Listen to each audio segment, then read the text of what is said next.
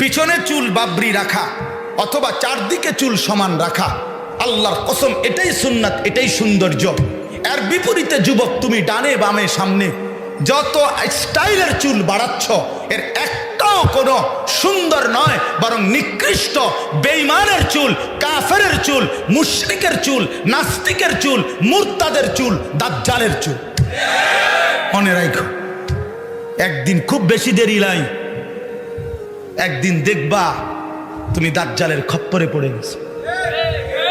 হ্যাঁ, তো মাতবুরি করো না। তোমার যৌবন স্থায়ী না, তোমার বাপ দাদা 14 গোষ্ঠীর যৌবনও স্থায়ী ছিল না। আজকে যে কয়েকজন চাচারা এখানে আছেন, ইনারাও গত কিছুদিন আগে 14, 15, 18 বছরের যুবক ছিলেন। কথা বলেন না কেন? ছিলেন না? তো অহংকারের কি? অহংকারের কি?